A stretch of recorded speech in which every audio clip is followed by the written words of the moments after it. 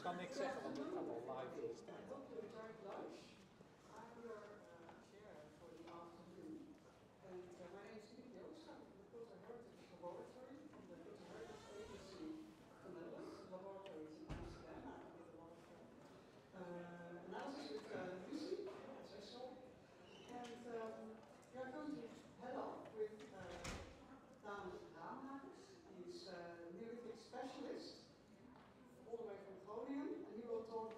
Deconstructing a Dutch dogma, coastal, Neolithic, or Neolithic on the coast.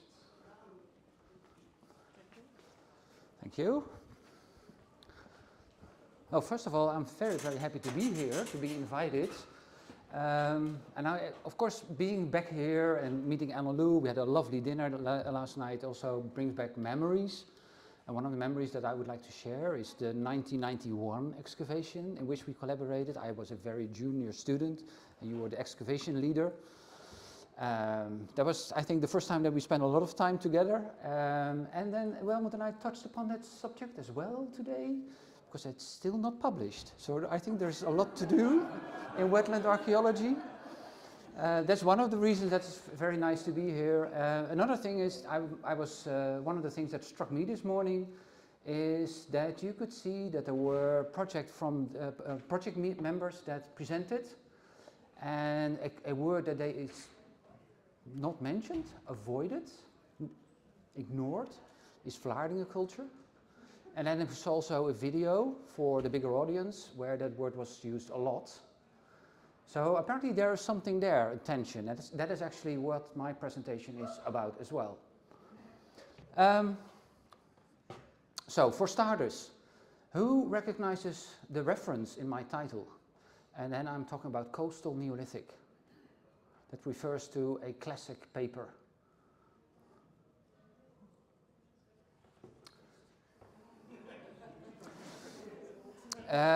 Well, go back in time. Once upon a time, there was no Vlaardingen culture. So after the war, when the first sites were excavated and they stood out, the remains, the ceramics especially, scholars were trying to see where the similarities were. And at a certain moment, they proposed to call this new group Coastal Neolithic. Coastal Neolithic. And I think actually that is still somewhat implied in the way that we talk about Vlaardingen. And to get you started, imagine that you have a beautifully preserved Vlaardingen site. You pick it up and you put it somewhere in Limburg. You lose all the organics. You might even lose a major part of your ceramics. And you might also lose the term Vlaardingen, and we would call it Stein. So, in other words, this coastal, this wetland connotation was explicitly part of this temporary definition, but I think it's still more or less part of the discussion today. So the question is, of course, is that correct? Or should we perhaps simply rephrase it as being the Neolithic on the coast? Well, I can skip this one.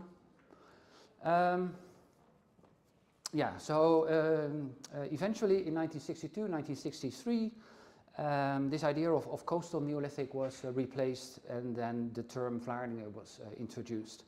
And it was also set in contrast to bigger cultural groups surrounding it. So no, it's not Ertebølle, it's not Tierby, it's not Michelsberg, and also not Chassien. This is something new, which we call Vlaardingen. And ever since this was defined, people made use of this term and added to it, and there was an entire list of publications which the term was used. And when you go through them, you see that there are certain elements that are explicitly or implicitly always part of that. And some of those elements, when you bring them together, this is what I would call the Dutch dogma in the title. And that is that in the Dutch wetlands, this transition to farming is a long process in which hunting and gathering remain important parts of the subsistence base.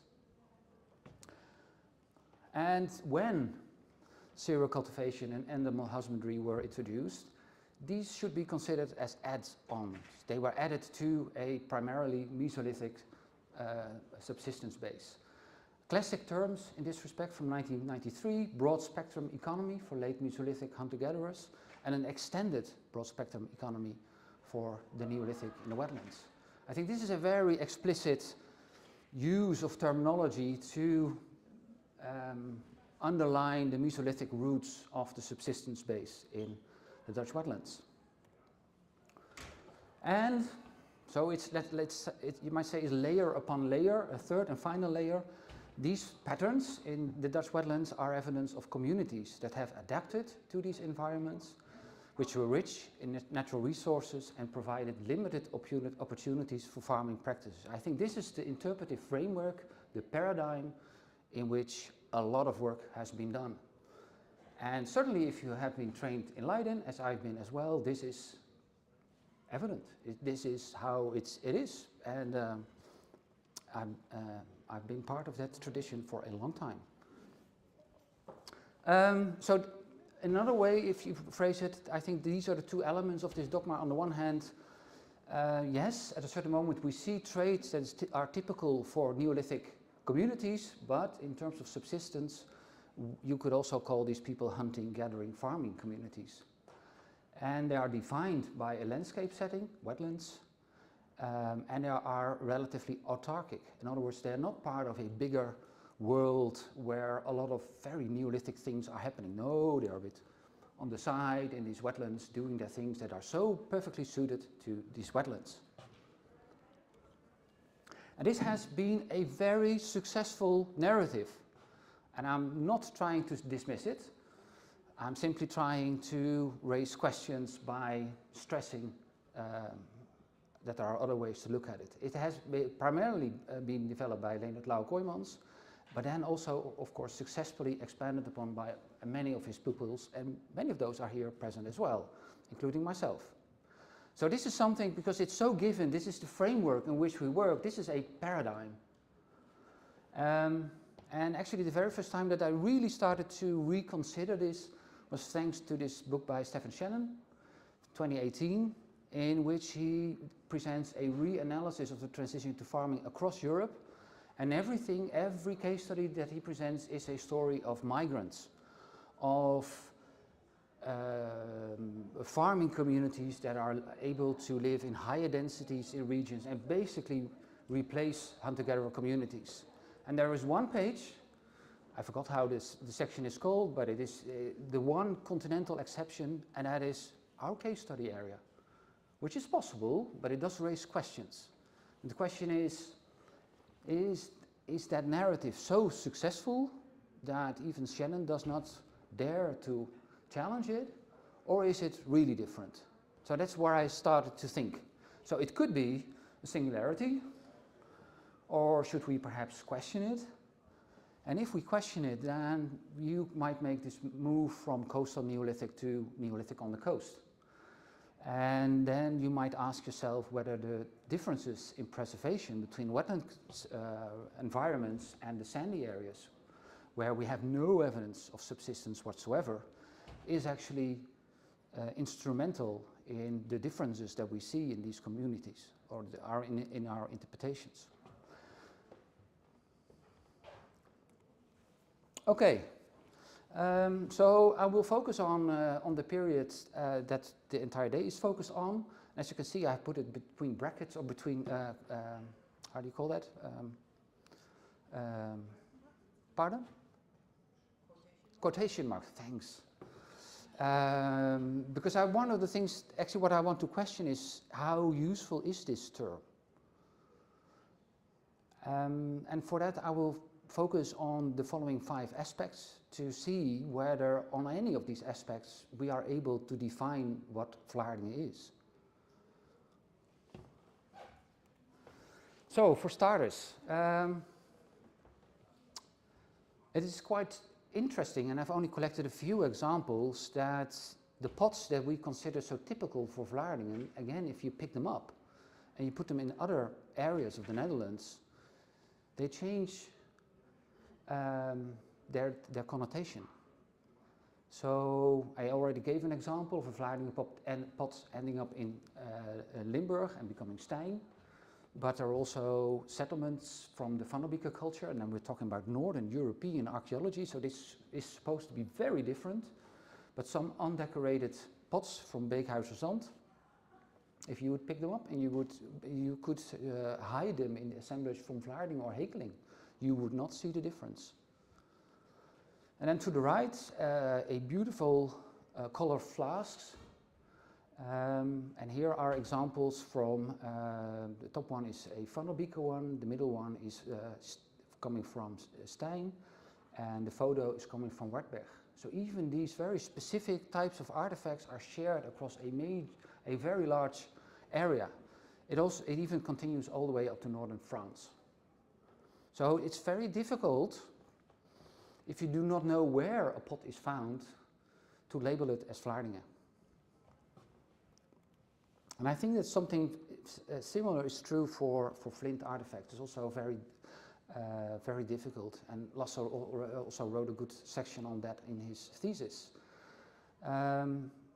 So artifact types are rather similar, and on top of that, the analysis that I think will also be presented later today, the raw materials that were used to create these flints, they were mostly not from the wetlands, but they were using various sources from a much bigger area.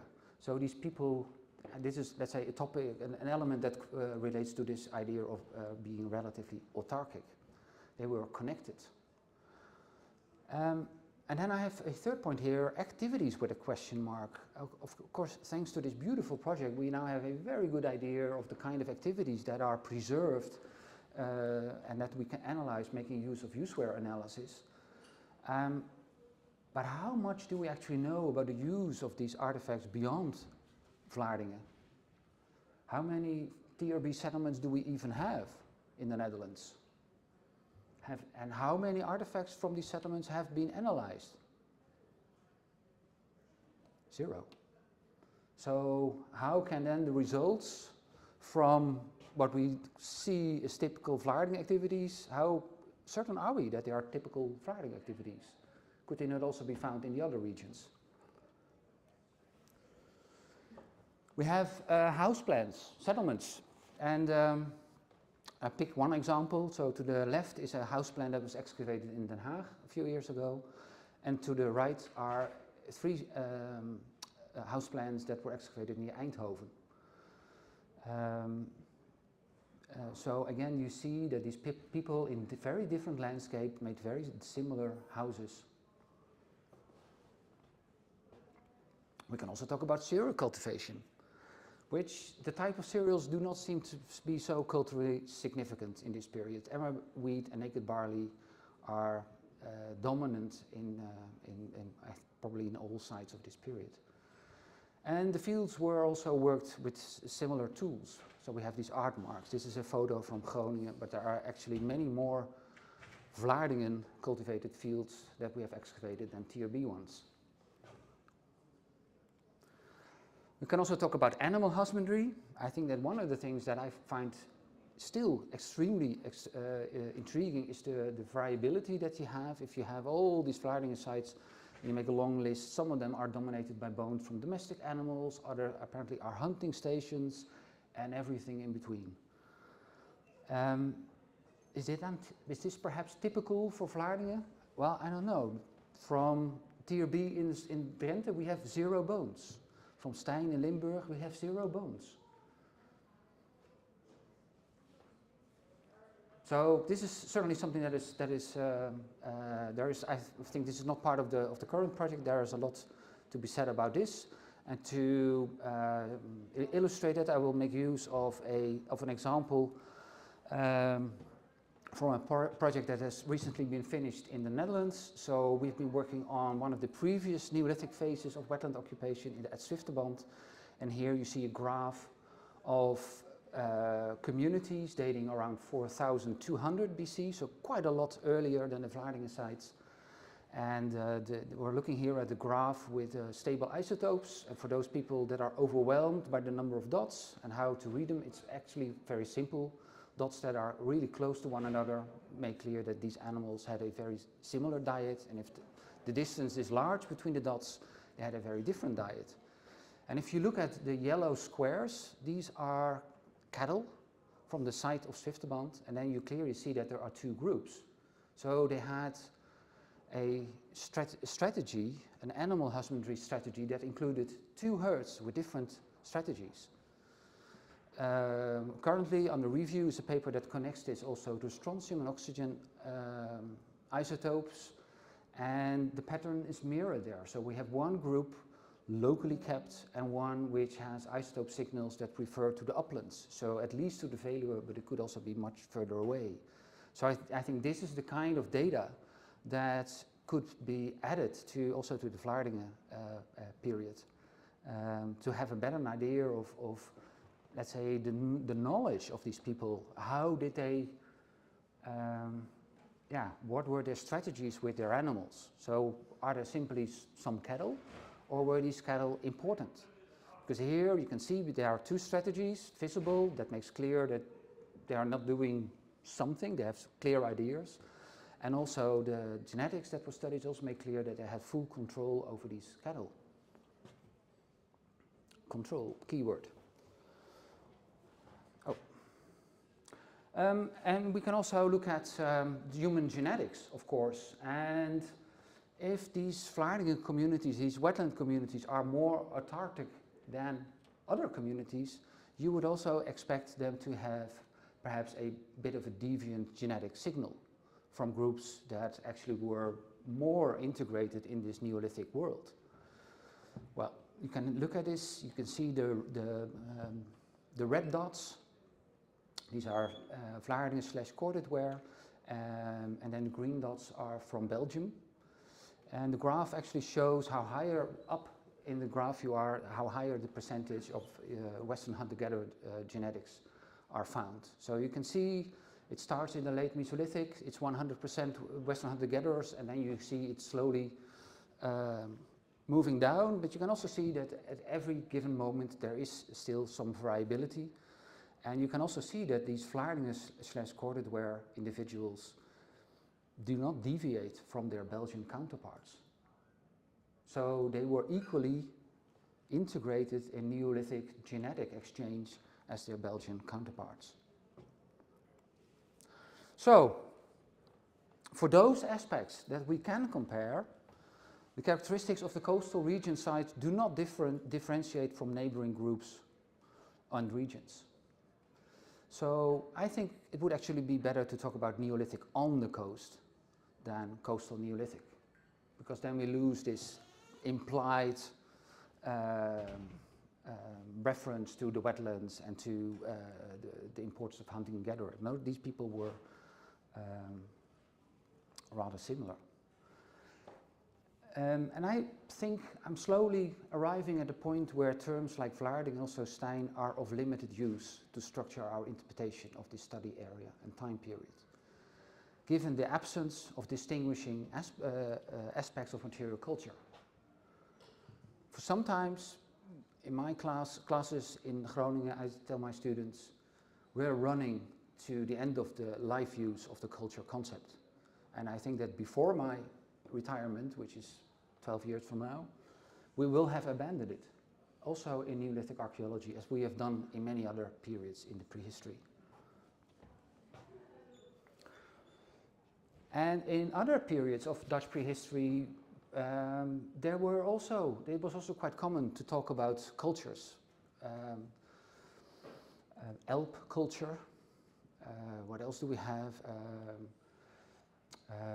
Well, it doesn't matter, a lot of those things. And what really helped there is actually disconnecting these things. So we have now names for various, for ceramics, for houseplants, for other types of material culture. And we see that these are partly overlapping. So that is something that you can describe with the polythetic archaeological culture concept, already something that is also with us for a very long time. But I think that will not be the way forward, because it doesn't work. I've given you a series of examples where actually I don't see any overlapping or partially overlapping circles. The distinctions are very difficult to see if there are any.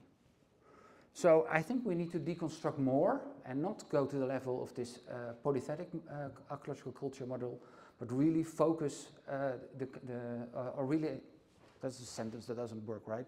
No, we should expand the approach of the current Putting Life project to neighboring areas. So use the same toolkit, same questions, the same approaches to these other areas to see whether in the use of the flint, for example, or the use of the ceramics, we see any differences. And I think we need to deconstruct more, also by including more proxies in this larger region. So I think later today we'll hear a bit about the ceramic technology and petrography, making clear what the communities of practice were, where the pots were produced locally, and those kind of things. Those are important aspects to better understand how communities are connected. But also, I've given an example, something that it's relatively straightforward to do now. Stable isotope analysis and genetic analysis of bones from domestic animals will also inform us on strategies, husbandry strategies, making clear how Neolithic these people were, how important cattle was for them, and also about mobility of cattle, which of course is also a proxy for human mobility. So to conclude, I think we have the toolkit and we have the data to do this. So the only thing that we need is a bit more money. Thank you very much.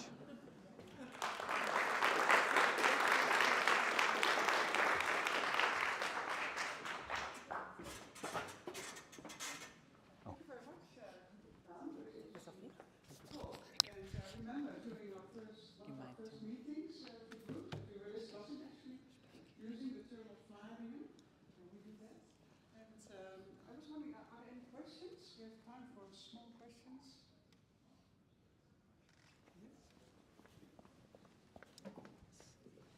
Hi, Dan.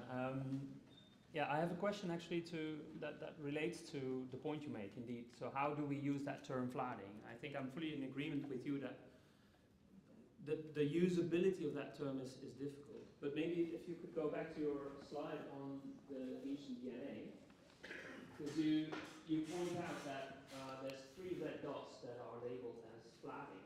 Slash cornerware. Exactly, slash cornerware. So we had this discussion on how do we label this, how do we interpret it. But I want to maybe you say, okay, they are not that different from, for example, the Belgian examples, but at the same time, all of these samples are very different from whatever happens beyond this geographical region. So would this not extend to the Belgian counterparts, and that, for example, we are viewing a sort of continuum where this flagging concept, however we can define it, is part of a Lower Rhine Meuse region where this type of culture is actually much more broadly spread than we initially recognized. I think we are on agreement about this point. So, of course, in this presentation, I wanted to keep it small, and you already expand. So I think that if you would zoom out, then you're correct, and you will see different patterns. But what I find intriguing in the setting that we're here together is that we have this Neolithic on the coast. And then when we zoom out just a few hundred kilometers, that is actually the graph that is on the screen now, then this story fits for all the data points. But that the world outside that region is different, I think we all agree about. And of course, you can also ask, where are those bones in Belgium coming from, and are they typical for the occupation of what is now Belgium at that time? Of course, that is also a rather skewed data set, as is ours. I think this actually backs up the point that what we're probably looking at is the samples that we have here are from indeed specific context. They are from wetland context or from cave context. But we're lacking a lot of the other groups that are around, that we have evidence on, archaeologically speaking. So how do you see that dynamic then? That's where we agree. But my issue with this is actually why are we setting apart Vlaardingen from, for example, Stein, and including the entire narrative surrounding it, and we're not using the same vocabulary when we're talking about the people of which we find the remains in the Belgian, let's say the Belgian data points here. So somehow we cut off the Dutch wetlands from what is happening outside there, and I think that if there is a cultural border, then it's probably bigger than it's beyond the scope of this graph. Can I add that, Anita? Thanks. Building upon what also Content said, don't you think that the coastal concept here is confusing in that we should focus more on the wetland aspect, and that the fact that these people live in these environments and these environments have specific affordances also to some extent determine how they live there, and that might be different from maybe in material culture fairly similar communities in other places. It might be, but it's this is a narrative then that is based on the absence of evidence. Which you also use. Yes, of course. Yeah, true. No, I'm just trying here to make clear what are the big challenges. And I think it is important to realize that this big narrative that we have all been raised with, that it is based on the absence of bone assemblages from the sandy area, for example. And so that should perhaps make us, step one is good to be aware of that. And step two is then perhaps that we should think of ways to address this. So and one of the things that I propose is to expand the kind of work that is being done in the current project. So think of the lipids, think of the SEM analysis, think of the use wear, and include settlements that we have in the sandy soils. Yeah, I fully agree. But I do think also that if you compare, for instance, Vladimir to Stein, you see also different burial tradition. Yeah, would you expect a Stein type of burial vault in Vlaardingen? No, of course not, because you don't have the stones, but you also maybe miss the type of cultural behavior that goes with that. So we don't. Could be. Yeah. One question. Yeah, I think there's positive evidence for what Luc is saying, and that's that there is absolutely no plant working traces on the use wear analysis, on the use wear study of Veldhoven-Braken. And I think also if I remember well, very little bone working as well. And there is some. So there is a considerable difference in activity pattern with a pretty large sample that was studied. So I think, as you know, I'm not a great fan of the concept archaeological culture either, but I do think there are differences between what is happening. And in that sense, I think Luc is right, that there are considerable differences. And maybe we should just see it as, well, I mean, there's variability, and we know there's variability. And however way you want to label it, that's a difficult thing. But to completely throw away, I mean, where does the Neolithic stops? I mean, it goes everywhere. And so can't we just in the world that don't use the terms. It's variability, which is interesting. Yeah. But anyway, and that's positive evidence that there is. We'll set up a gladiatorial arena afterwards so that people can come together and fight their cause.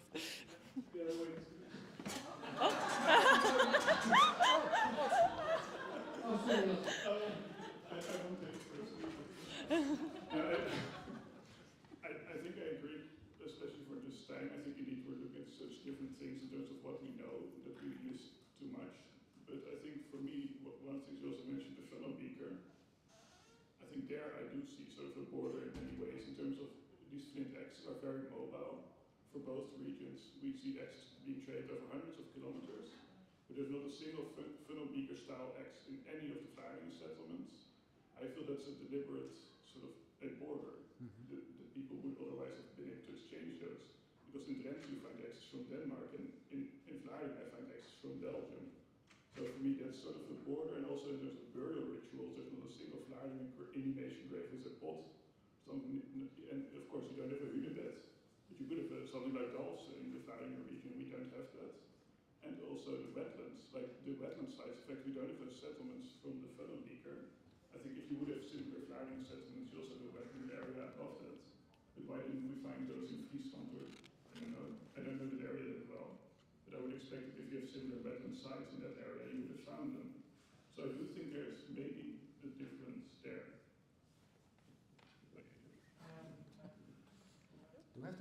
personal answer? Yeah, of course.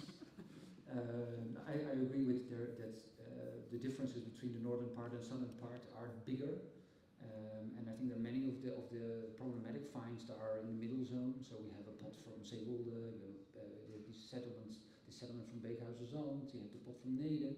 Those are the ones that are really tricky. But in general, I fully agree with you that these are different worlds.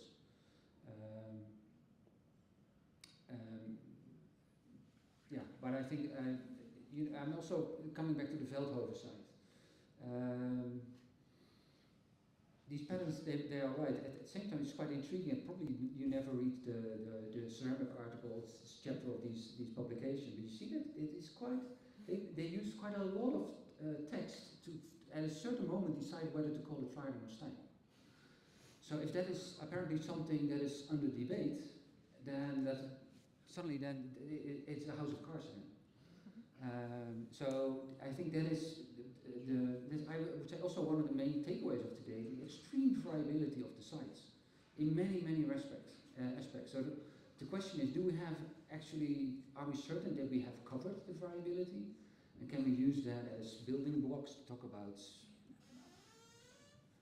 I mean, before Veldhoven, we had no idea that there were also these big house plants, just as an example. And so on. So every few years we have still these breakthrough kind of sites. Dielmedel is also one, or Schipluiden, or Dalfsen, and then we have to rethink our entire database. That is quite. I think that should also make us cautious in the type of interpretations that we give. Yeah. But I'm lucky. My intention was to create debate. I think that is successful. Well, we certainly succeeded. We are going to have we're going to have a discussion at the end at 4 o'clock, led by Luc, so we can discuss this more. Okay, then big hand for.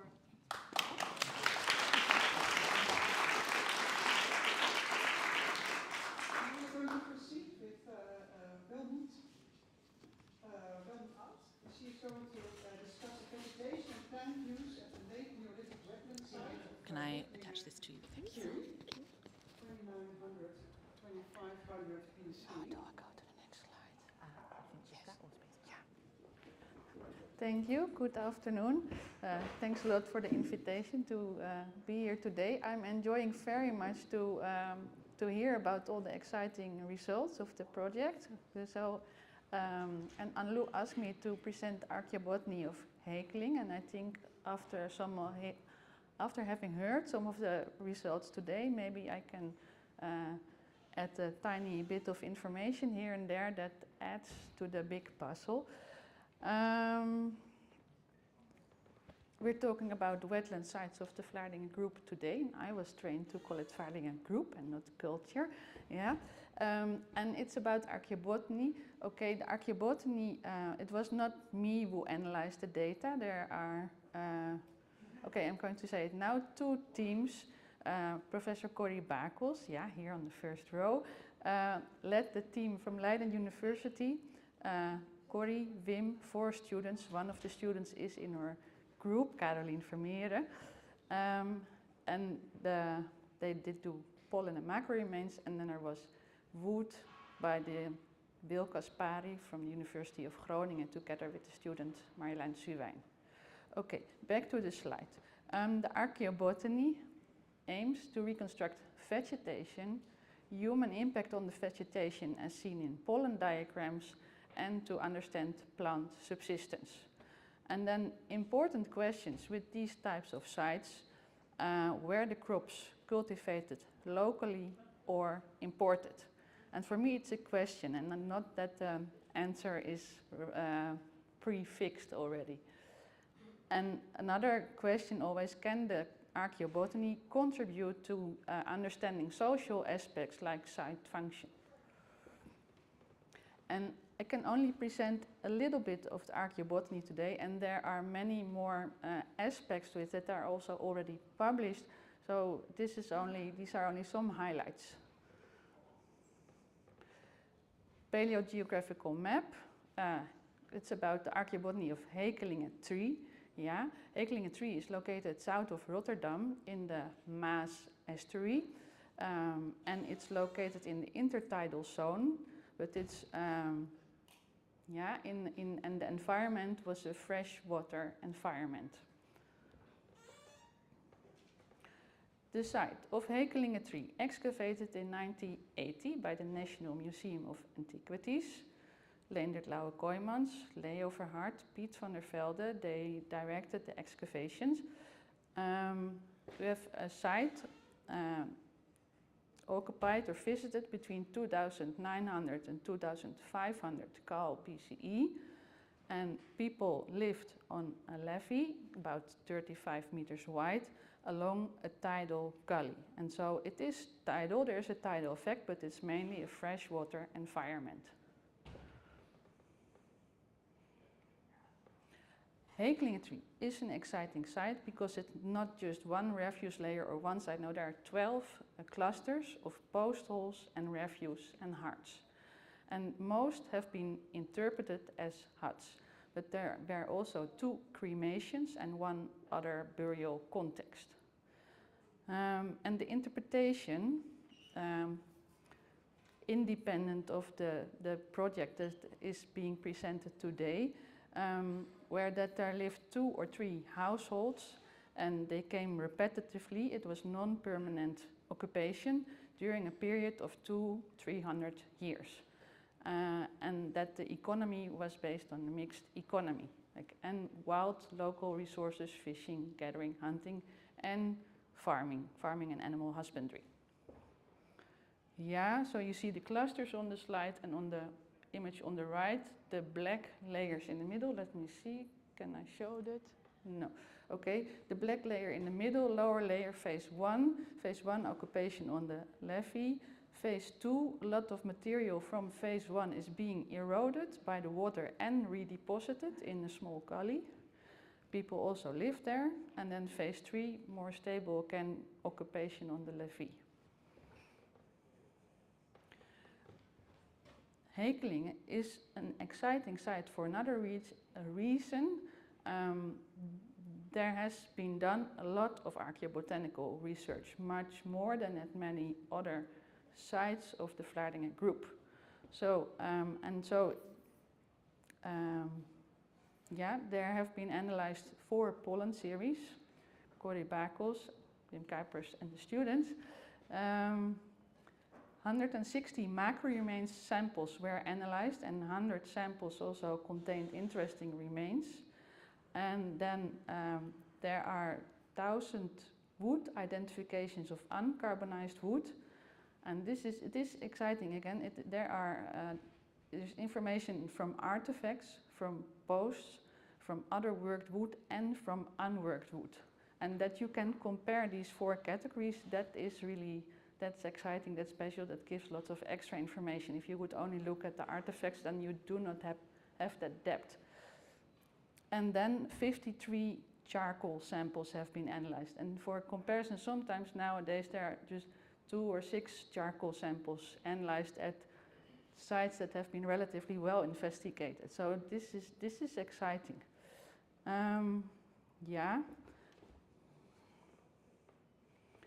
What I would like to present today, quickly, pollen data from 2 sample series from core 203, 60 meters east of the most easternward cluster, and pollen data from trench 1. And trench 1 was through a small gully just behind the main tidal creek, and also just next to one of the refuse clusters. So one a bit further away from occupation and one very nearby the occupation. Pollen data from core 203, 60 meters east from the occupation. Okay, first the dryland vegetation seems to be dominated by oak and hazel. Wetland vegetation, lots of aldercar with sedges, with ferns, during the Neolithic, and then after the Neolithic, more sphagnum, nutrient poor raised bog, but that's only after occupation. The period of Vlaardingen occupation should be in this part of the diagram. And if we then are looking for human impact on the vegetation, is there any deforestation or disturbance of vegetation or sudden peaks of human impact, is not so clear, is not easy to see. So then next step, what about the pollen diagram that comes from the location closer to occupation? Do we see more human impact there? The dates in the diagram indicate that this matches the time of Vlaardingen occupation. The dates are very similar, so this may have been deposited in a rather short time period. This has been analyzed by Caroline. Again, up the dryland vegetation seems to be dominated by oak and hazel, but no clear evidence of large-scale deforestation. Human impact seems to be moderate. There are human impact indicators. There is cereal pollen present, and Canopodiaceae and plantain, typical human impact indicators are present. Now I can connect to Lucy's presentation. There is, in the upper part of the diagram, there's pollen of onion. It may, onion, the allium-like plants, that family, so onion or leek or and so on. It may have been just part of the local vegetation. And if you want to push it very much, you could imagine onion plots, but that does not have to be the case. It can just be part of the local vegetation. No, there's not so strong evidence of human impact, not here either. Yeah, and also I'm still what grew locally and what not is also not directly clear from these diagrams. So we need the macro remains data for that. And the macro remains data can really complement the pollen data. Lots of alder fruits. Yeah, that alder car is present at least behind the levee. And then what we can place probably on the levee, trees and shrubs like ash, like field maple, like hazel, like hawthorn, crabapple and sloe. So no woodland with oak and lime, but otherwise there are lots of trees and shrubs, typical for alluvial, levees with woodland that is rarely flooded, alluvial woodland vegetation. So there are trees and shrubs present on this levee. And then we see in the herbs, it is a nutrient-rich environment. There's also eutrophication, as Corey has shown in one of his seed diagram. And the vegetation is also still shadowed. Yeah? So it's not completely opened. There is still woodland present.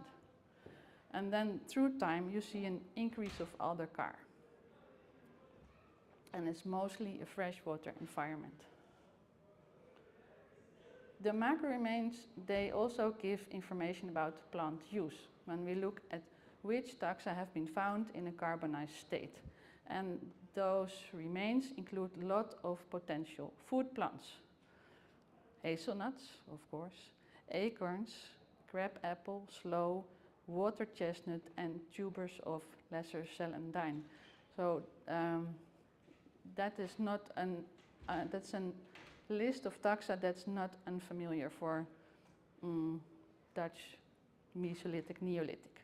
And then there's also carbonized remains of ivy, which is actually poisonous to people. And then when people start to find this a lot, they start to think leaf fodering to domestic animals. We don't have directly evidence for that, but okay, exploitation of wild plants, at least finds of the fruits in carbonized state. And then hazelnut has also been found in concentrations and in hearts. Then also there are finds of crop plants. Emmerweed and naked barley, like in the Zwifterband culture, no surprise. There are also finds of flax fruits. And actually flax is found at more Vlaardingen sites. So we could start to think about the package. And last year I published work on the crops of the funnel beaker culture with colleagues from Denmark and Germany. At the funnel beaker culture also flux comes back repetitively.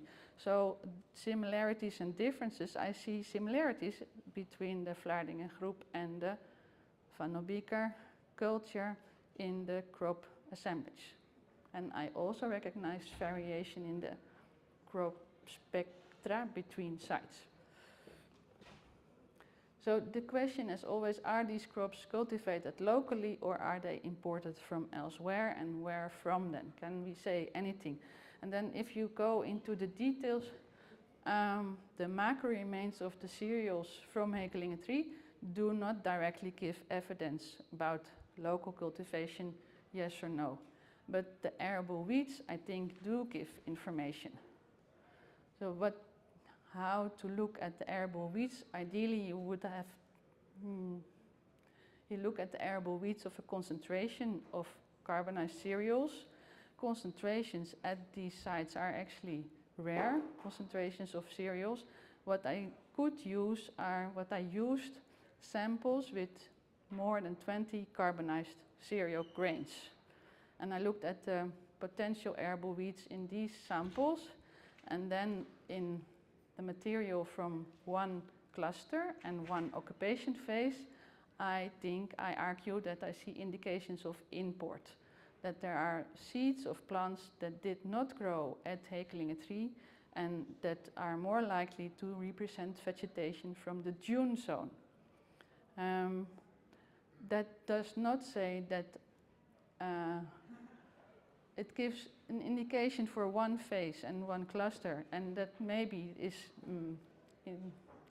we could say maybe the crops were always imported or maybe only during this phase, yeah? It's a piece of the puzzle. But so I think there are indications for import of the cereals rather than local arable farming, which matches the restricted indications of human impact on the vegetation in the pollen diagrams. Now I switch to the topic of wood. When we start with presenting some unworked wood, there was a lot of alder wood, alder carr present behind the site. Then we see some hazel, ash, willow, maple. Okay. Then what about the charcoal? Much more alder. And I think I echo Caroline, they used what was available. Alder was easily available, and yeah, maybe some selection of ash. So just using what was available. Worked wood, there's certainly a lot of willow, and these were pointed sticks.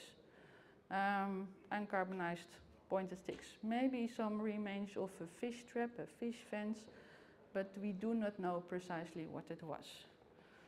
But it's one. I think it may be just one context that is represented there.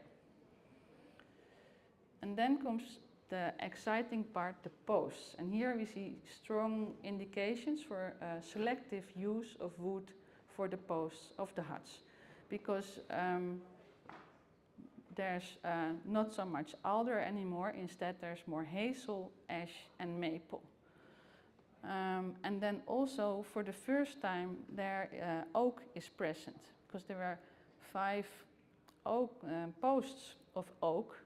These posts had a much larger diameter than the other posts at Hekelingen.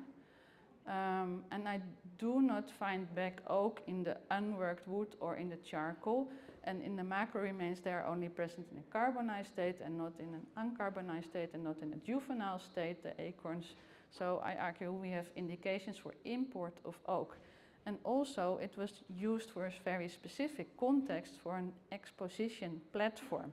A platform where the body of a deceased person was left exposed to the elements. That's the interpretation of these 5 oak posts.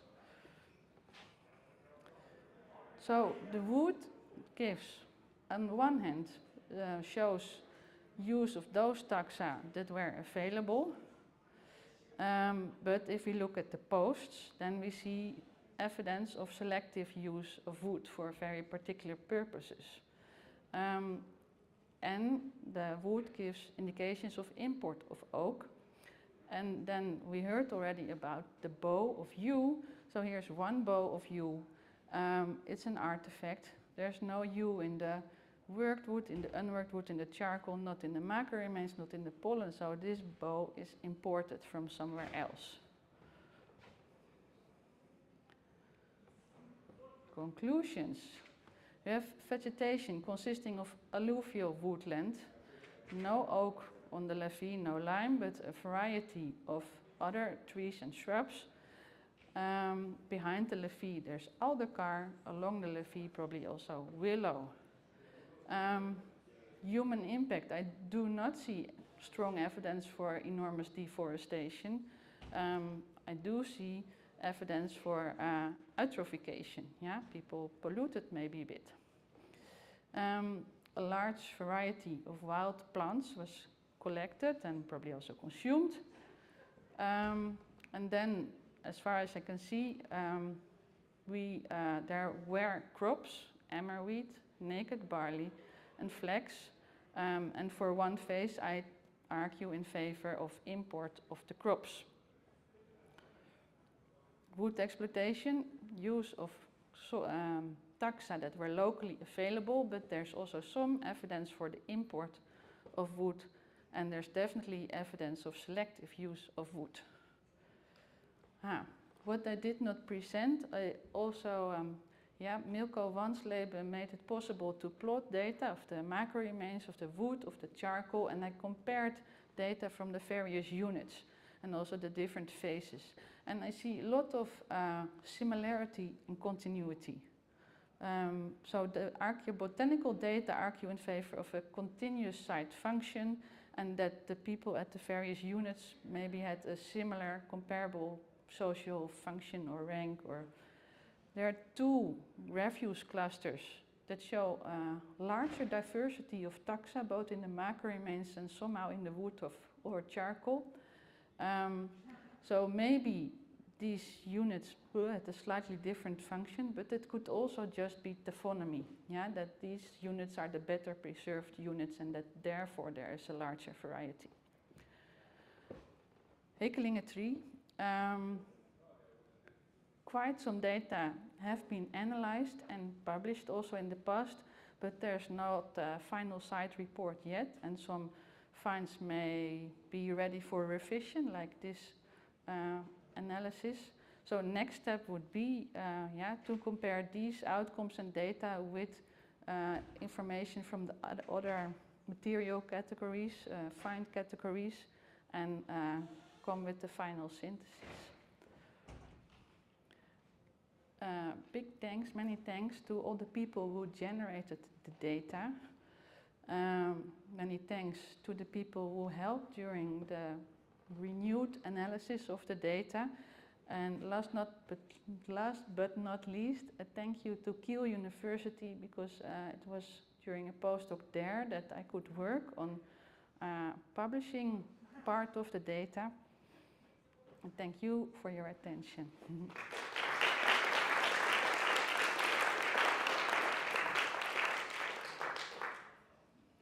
Thank you very much, Belmont, for this very interesting talk. Are there any questions from the audience?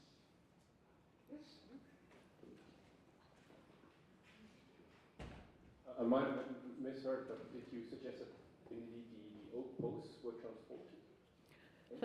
So I think oak did not grow locally on the levee. It came from somewhere else. How far else? I don't know.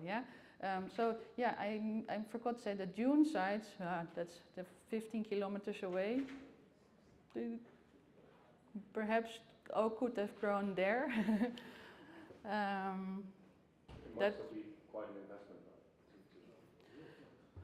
And so I should also explain the large diameter is that 15 centimeters, So it's not a big trunk. But and that puts in scale, so many of the posts of the hut were not even 15 centimeters diameter, but 8 centimeters diameter. Yeah, so doable investment then. Yeah. Thank you.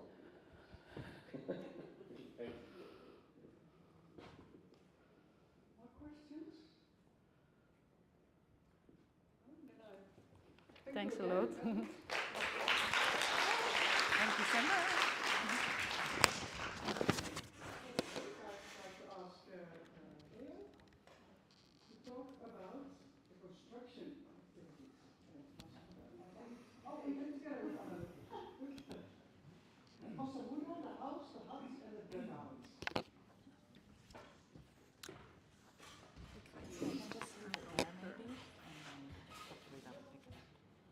But this is Yeah, okay, I'll put it on here. And then if you can try and stand close. okay. Back again. One of the things that was basically an ongoing, ongoing experiments were all the constructions that a lot of, like Han, who's over there, a lot of the Masamuda volunteers continue to build various things, continue to maintain the house. And in the beginning we were so focused on the stuff we had done academically that we kind of forgot to give a paper about it, but then we thought, we have to add it. Also, because this man here has been very, as master builder, has been very active and has contributed enormously to Masamuda, but also to our knowledge. Yes, exactly, big applause. So, It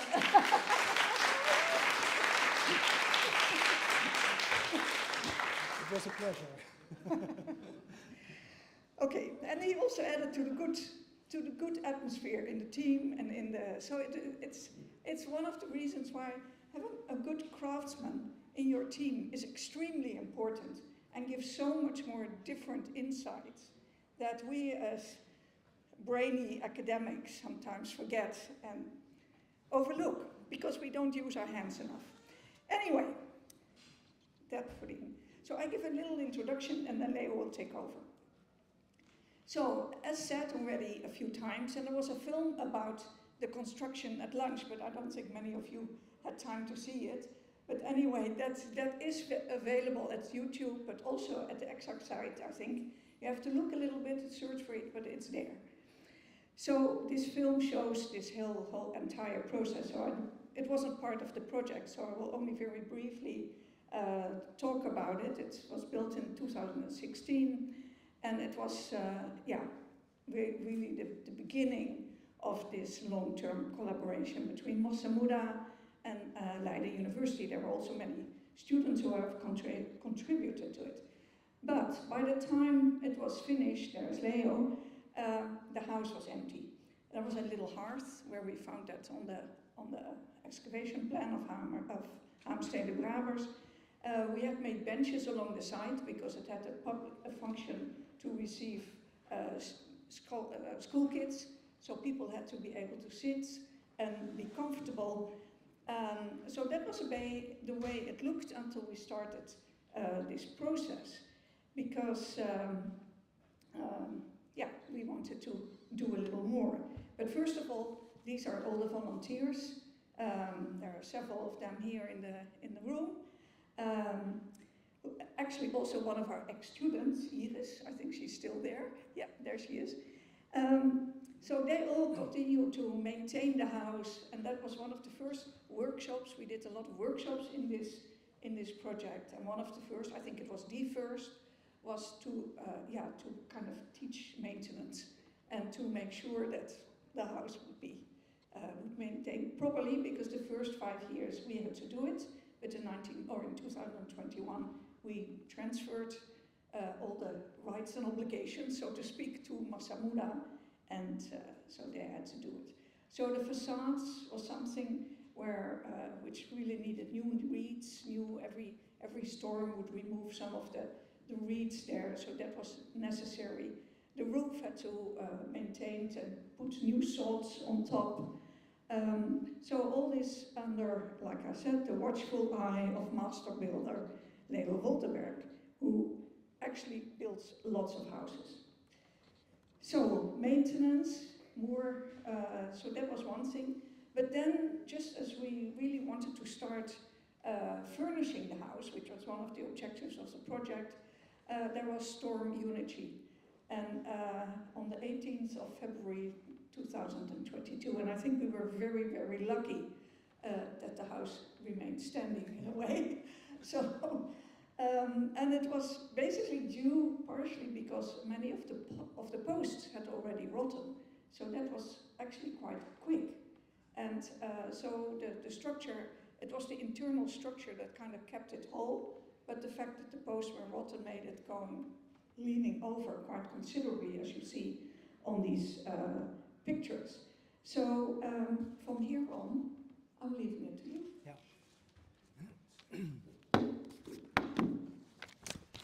And I'm sorry, my English is very poor, so I'm going to read it.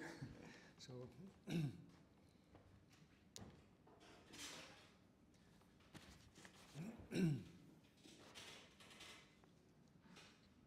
On the inside, a series of jacks were attached to the wall plate in order to jack this horizontal beam back into its original place. On the outside, strong ropes, one of unredded lime bark made by Eva Ijsveld, were attached to the roof ridge. At a sign of the master builder, the people inside had to push and the ones outside need to pull.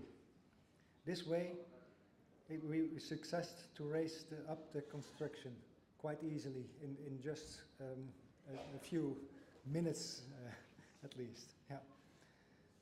The work wasn't done yet because many of the posts were actually broken during the storm and needed to be replaced.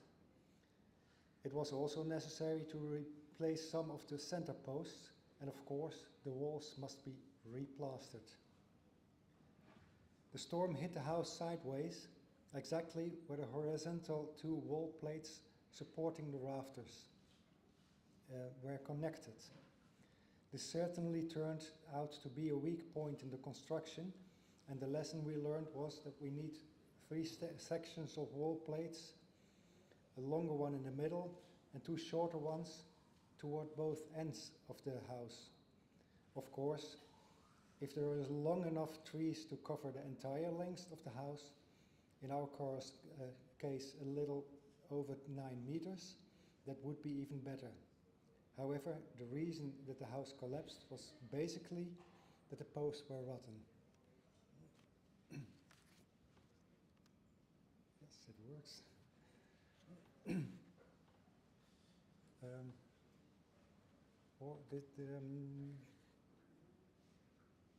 Do we need already the next one?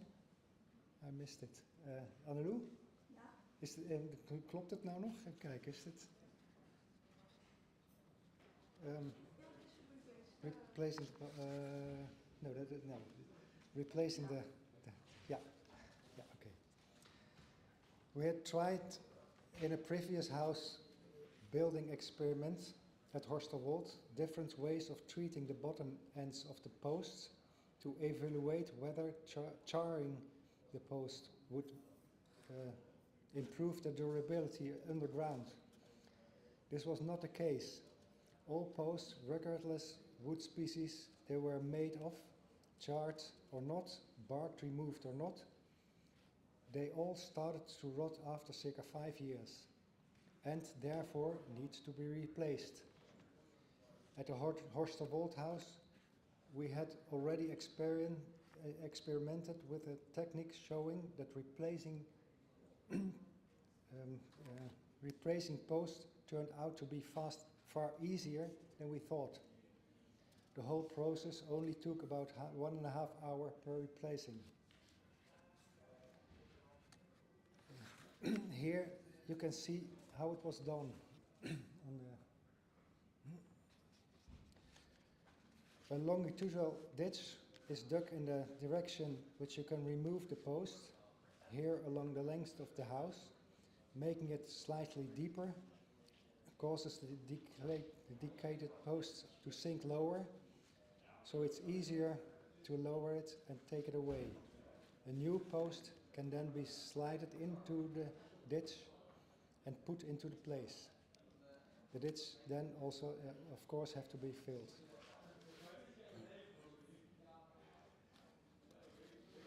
After the major repair from the 22 storm damage, we could start to furnishing the house.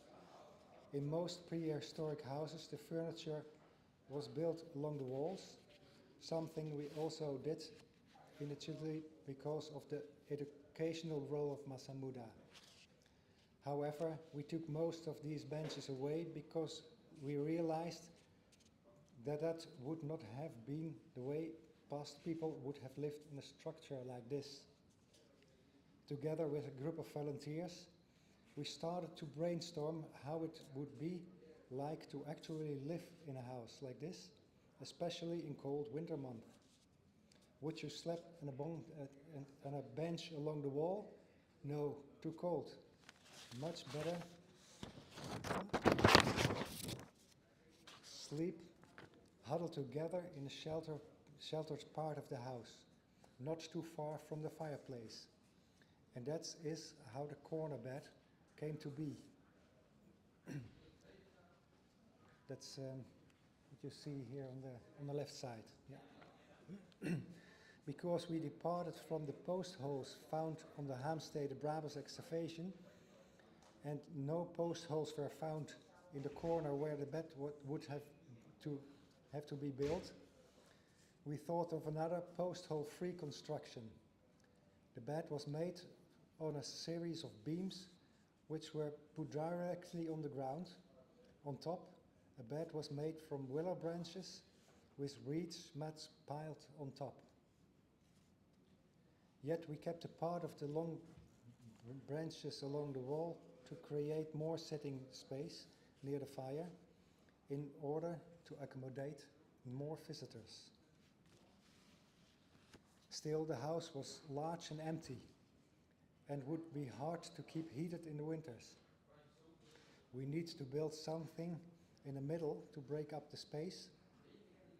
Departing from the post-hole configuration, one of the volunteers proposed a cooking island. You can see there in the green part on the excavation plane. There are many posts over there. Okay, maybe preposterous. The cooking islands may be a preposterous idea, but very attractive, as it would create a space to sit near the fire, to keep the pots and cooking gear, and, as you saw in the film, keep one or two long logs of wood that could be pushed into the fire. Because Diederik and Annelou had observed how kitchens in Tigray in northern Ethiopia were constructed and literally molded in loam, we also did this on the Masamuda house. Above this so-called kitchen island, a small attic was made for storage and drying purposes. We postulated that behind the kitchen island and the eastern part of the house could be shut off by hanging skins along the beams, thereby decreasing a space of the house to be heated.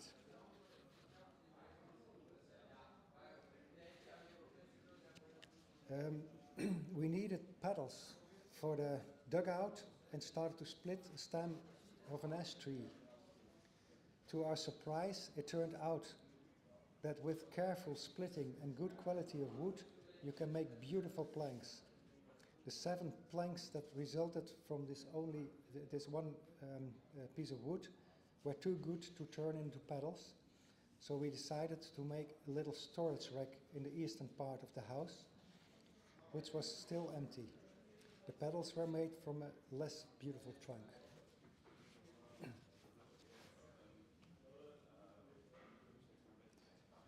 The making of the dugout, the film you saw about wood already showed a bit about the first real long-term experiment of the project to making of a dugout. A big community project entirely carried out by a group of extremely dedicated volunteers over the course of almost a year, occasionally helped by me. The experiment was a scientific one, which means that all tools used in the process were documented in terms of activity carried out with them, the time they were used, and who are using it. It started with the arrival of a large oak segment in the center, weighing more than 2 tons and measuring about 6 meters length. As one end considered of a huge knot, the stem was shortened, making the vessel 5 meter 57 long. And the first task was shaping the bottom, removing slabs of wood by making incisions and then inserting wedges to that slabs of wood could be removed. The bottom then was chiseled into shape. When this was finished, the dugout needs to be turned around, and after again a slab, and again slabs of wood were removed by the same technique. Then the long process of holing out the boat began. Stone and flint axes were crucial in this process. Of course, things sometimes went wrong, so small repairs were done that you already saw in the film on wood. The cracks from drying were coated with wild boar fat, twisted lime bark and sphagnum. And then the boat was ready for action, as you can see.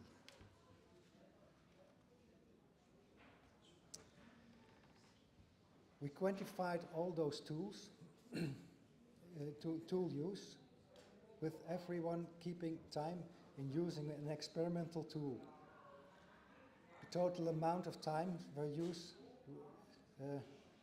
was 32,841 minutes, and that's about 547 hours, about 68 working days, and that's 3 people work for 4 weeks. In the past, probably it was somewhat faster, but because making the dugout lasted for almost a year, on every Saturday the wood dried out and it's much harder to work. This would not have happened in the past, when it was done in a more concentrated period, probably. Also, it is not an easy job, and also, although some of the volunteers became extremely experienced at axe yielders, they were probably not at par with their prehistoric counterparts. Therefore, we think that 3 experienced boat builders could have done the job in about 2 weeks or so. The flint axes were certainly the most important implement, with 18,447 minutes of work, followed by the flint edges. Antler wedges were used frequently, but the majority of the wedges were wood, split from a thick slab taken off from the dugout. As these quickly worn out and not were kept, they are not represented in this table.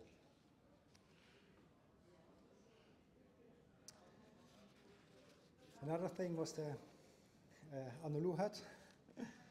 In 2023, some money was available to build a small structure on the basis of a plan of excavated at Den Haag Wateringse Binnentuinen, located on the coastal barriers. House Plan 11 had a semi-circular shape with a date of 2900 before Christ, predated the large settlement a little further south. In the front of the hut is a large fire pit, possibly protecting the people against wild animals, but it also could have served as a place to smoke or dry, for example, fish. For this reconstruction, local materials were used. The post and the walls plate were made from oak, willow and elder, and the rafters from willow, which were attached to the plates with lime bark bindings. The walls were made with upright reeds fixed between thin willow stems, and the conical roof was covered with mats of woven reeds. The total labor input amounted to 77 hours. This would mean that it would require 2.5 days for 4 people, 3 long days with 3, and about a week if there were only 2 people available. They wouldn't have needed a lot of tools. Most important would be a large stone or flint axe, a digging stick, and a tool for harvesting reed.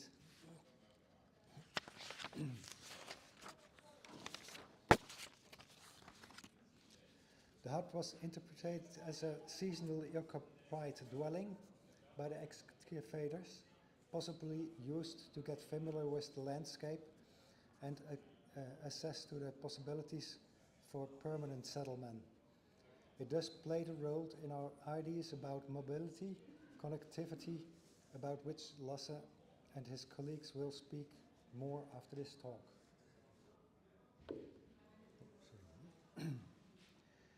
Massamuda has an important educational role in the larger Rotterdam area, with school classes regularly visit the center and learning about daily life in the past. The hut is one of their favorite places to learn about prehistoric craft like rope making. The center also has a role in the community, with volunteers getting together to maintain the yard and the houses. The project organizes several workshops and different craft activities, something that is now continued by the center itself, ensuring a continual participation of children and adults in learning about daily life in the past. Thank you. Okay.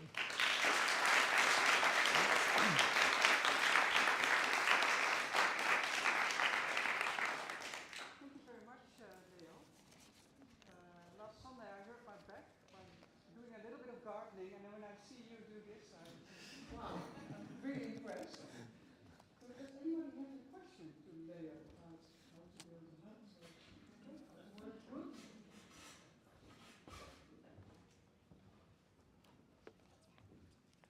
So with the total build out of the canoe, is that all harvesting the wood? You meant those 2 weeks or something? Yeah, I think so. Yeah, yeah. Maybe it's.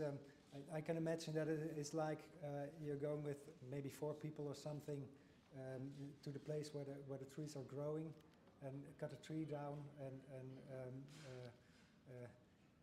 you can't use the axe for 2 weeks after another, but when you're with some more people, then you can change gathering food and preparing that and chopping, and so I think in a week or 2 you will be able to cut the tree down, cut it in a good shape, turn it over, just like we did. So I think it will be possible. Yeah. Thank you. More questions? Was it deliberate that the canoe was made with flint axes? Or did you also use, or did I miss, antler axes? No, we used only the flint axes. Yeah, yeah, and the geslepen, the big ones, used mostly, but also the smaller ones, some smaller pieces for the edges. Yeah, the edges. I'm Yeah, not sure. exactly. Are there any indications that antler axes were also used for these things? Yeah, Well, no. Yeah, but I think we made from lime bark we made a dugout with antler, and there it appears that antler was much better, and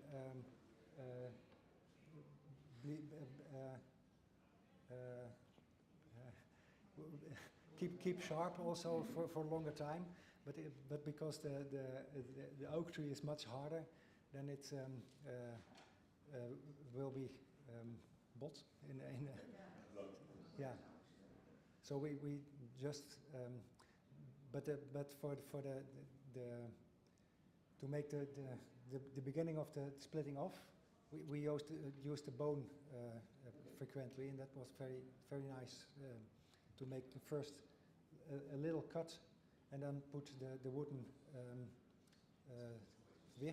wedge inside, yeah. And then you easily can split off very big parts of the wood. We made from the upper side the incisions, not just after 60 centimeter, but also from 2 meter, and split off a big piece. And from that piece, we make also a beautiful plank to use it for a sitting. Yeah. Thank you. More questions?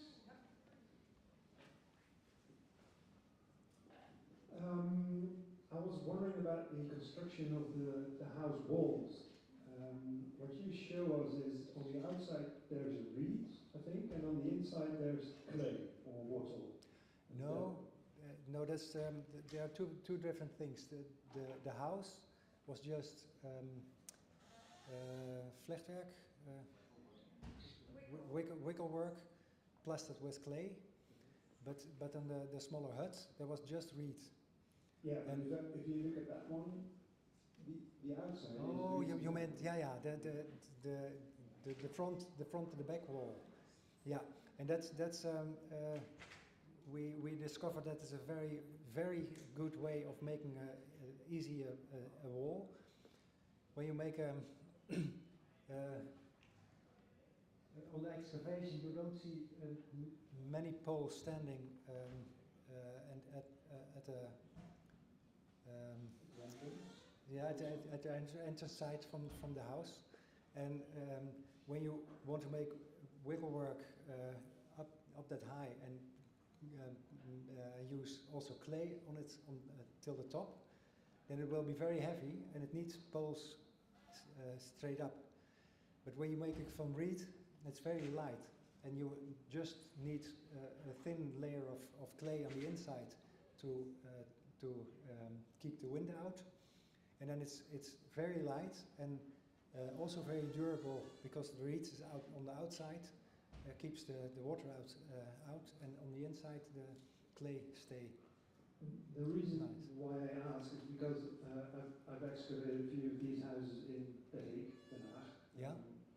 And we've always had the discussion about clay not being very omnipresent in the area, because it's all dune sands, and yes, there's marshes, but there's not too much clay, not in that period. You have to go quite a distance to get yourself clay to build your house. So I was wondering, as they are obviously making a lot of hides, so leather, might that also have been used to construct walls? That could be used also, but I'm wondering how much hides they will have. Well, we've got a lot in The Hague currently. Yeah, but what did they do with the meat? Yeah. What did they do with the meat? What? Yeah, but when you als je uitrekent hoeveel meat, when you think about how much meat you eat, there will be not so very many heights. You need it for making clothes and for things. So but it's my own opinion. I think it will not be used so very much for things like that. And then something like a reed wall is just a good idea because you don't need very much clay for it. It's just I think maybe a 20s or a 30s part from what you need for a loam wall with vlechtwerk, yeah. But it could be well. We suggested also to lower the heated space by hanging the leather. So to add on to my height question, we've been in quite a few open air museums where they've used hides as outside walls and they almost invariably either start to rot or get really moldy very quickly. Like for inside separations, they work lovely, but they tend to just start as outside walls and it goes way quicker than reeds or clay or anything else. So. Yeah, but you could also use the reed on the outside and hang the leather on the inside. So it's possible too. But yeah, but hanging outside in the rain, it will be rotten very fast. Yeah.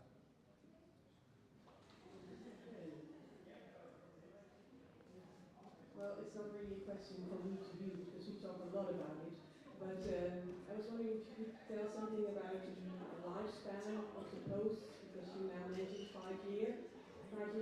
But yeah. we've been doing this for quite a while and we always see that it's getting faster and faster because we think it's climate change and we can tell about it. I think for everybody it's very interesting. Yeah, that's something I'm very much thinking about because you can't imagine that after 5 years your house will collapse, and so that's not normal in long ago. And even on the moment I'm building a house from Ezinge on Archeon again, and I went to the museum and looked at the book from the excavation long ago, and there you see that it's a beautiful excavation with many parts of walls digging up also, and it appears that they the wierde they pushed higher it up in after many years, and they didn't take off the house completely, but let the walls standing and the poles standing like this, and filled it up to keep it strong together. And then you realize that those poles are not rotten at all. So I was thinking about how is it possible, and even an Iron Age excavation in Vlaardingen, we found elder posts perfectly presumed, just like this from the wall, where the bark is on, and you can see the chopping of the axes. My conclusion is when it's very wet and clayey, the post will not rotten at all. And in those wetlands, there was also not so very much trees, and so I'm think the fungi and were also not so very very. Nou, er was dus niet zoveel verterend met dit spul, denk ik.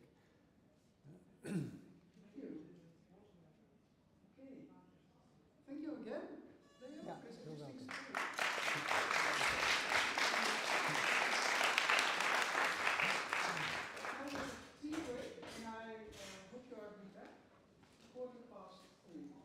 Before you get your tea, could you take 1 minute to get a group photo? If you could all front of the stairs, and someone will be on the stairs with a camera ready and waiting. Your best man.